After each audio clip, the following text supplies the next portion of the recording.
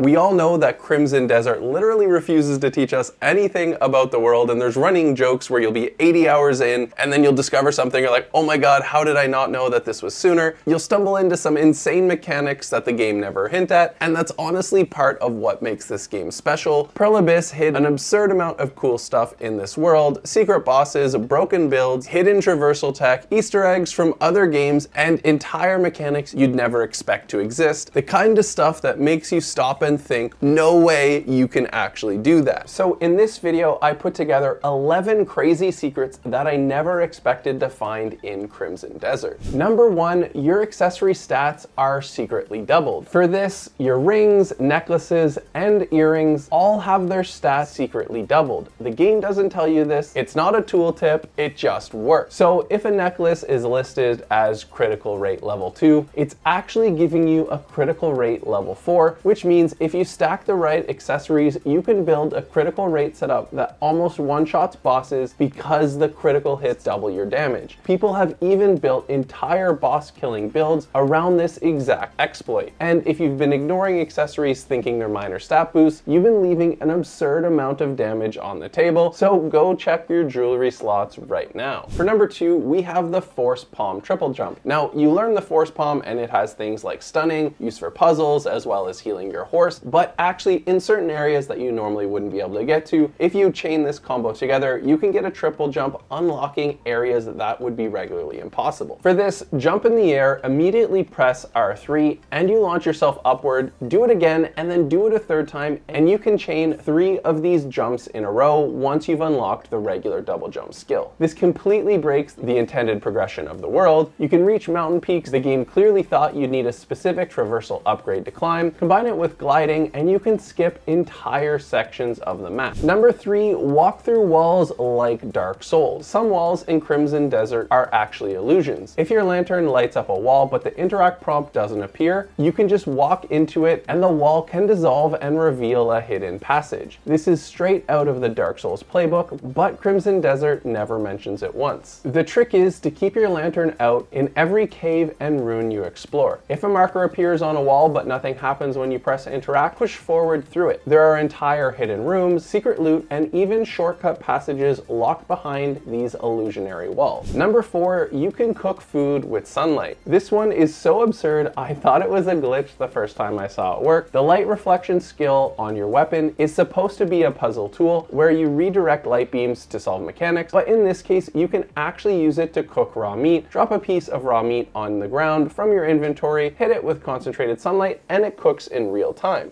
But it's not only that, the same trick sets fire to wooden carts, bushes, structures, and even enemies. It also reveals what NPCs are carrying in their pockets, which is genuinely useful for stealing. Number 5, waterfalls hide secret caves. Every gamer instinct tells you that when you see a waterfall in an open world, there should be something behind it, and Crimson Desert agrees here, but they made it weird. You can't just walk through waterfalls, the water pressure pushes you back and chips away your health. But the trick is to use your forward stab attack here. The animation pierces the water tension and lets you step through. There's actually a monster weapon hidden in the Death Grip cave near Lake Caranso behind one of the waterfalls. And if you're here in the right progression, the ATK 21 will be way better than what you'd have at this point. Number 6, the infinite money loot loop. This one is going to get patched soon, so use it while you can, but there's a tower in the Hernan region called the Spire of Insight northwest of the Thiel Mountains. When you first arrive, it's controlled by the fundamentalist goblin faction. Clear them out, head to the second floor, and you'll find a library room lined with bookcases. Each bookcase has 3 drawers at the bottom, and each drawer has a small box in it. Here's the glitch. Those small boxes respawn infinitely. As soon as you open a drawer, the box drops onto the floor in front of the bookcase, then a new one spawns inside. Just run laps around the room, scooping them up. Each box gives you a bulging copper pouch, which converts directly to silver. You can farm tens of thousands of silver in about 20 minutes. This will be the fastest money making in the game until they get rid of it. Number 7, the secret boss for the game's best weapon. Hidden in the Sanctum of Absolution is a secret boss called Antumbra's Sword. The game doesn't put a marker on your map for this, and there's no quest pointing you towards it. You have to actually stumble upon it yourself, and most players never do. Beat it, and you get the strongest weapon I've found to date, with attack of 25, with the Wound of Darkness Abyss gear already built in. It's actually absurd. The one thing here, you need to be past chapter 4 and have already completed the Spire of Stars quest before the area becomes accessible. Make sure you bring potions and stock up. This one is one of the few fights in Crimson Desert that actually feels very challenging, but if you're chasing the strongest weapon in the game, it's definitely worth it. Number 8, the card game you can't lose. Crimson Desert has a card game called 5 Card that's tucked into various towns as a minigame. Most players ignore it because it looks like one of those forgettable side activities, but what they don't realize is that the AI is completely broken. The opponent almost never opens with a bet, but they'll call or raise basically anything you put on the table, even when their hand is garbage. So all you gotta do is play conservatively, place the maximum bet every single time, and they'll keep matching you. You can rig the game and farm silver indefinitely, and pair this with the Spire of Insight loot loop, and you'll be absurdly rich within an hour or two of unlocking either method.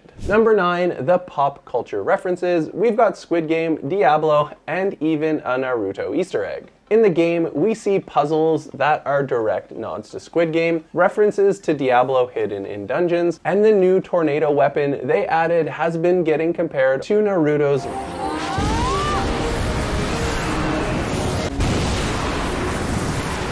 It even has the same swing animation, same color palette, same wind manipulation. The devs haven't confirmed, but if you're looking closely, it pretty much looks like it is. Number 10, hidden Abyss Cressets everywhere. Abyss Cressets are some of the best collectibles in the entire game, and most players don't even know they exist. Each one you find gives you an Abyss artifact, which is a permanent skill point. Plus, it unlocks a fast travel point at that location. Find them all, and you get the Pilgrim of Wonders trophy. The catch is, finding them is just the easy part. Actually reaching them is the challenge. Most are tucked behind vertical traverse puzzles that require the forced palm triple jump or chain gliding. Hernand alone has dozens of these, and most players walk right past them because the entire entry points are camouflaged into the terrain. But if you want to power up your character fast, hunting Abyss Cressets is one of the highest return activities in the entire game. Then for our final one, we have number 11, the Secret Garden Laser Puzzle. This is one of the coolest things hidden in Crimson Desert, and almost nobody talks about it. After chapter 4, once you've completed the Spire of Stars quest, you can access a hidden abyss area called the Secret Garden. It's a multi-stage laser redirection puzzle where you use axiom force to move blocks, force palm to activate spheres, and orient lasers towards colored placement. Once you light both the orange and blue panels, a barrier drops, an air current launches you upward, and you connect a conduit, climb, and activate a final pedestal to claim an Abyss artifact. That's the kind of puzzle that feels like it belongs in Zelda, and the fact that Pearl Abyss buried it this deep without ever telling anyone tells you everything you need to know about how much content is in this game.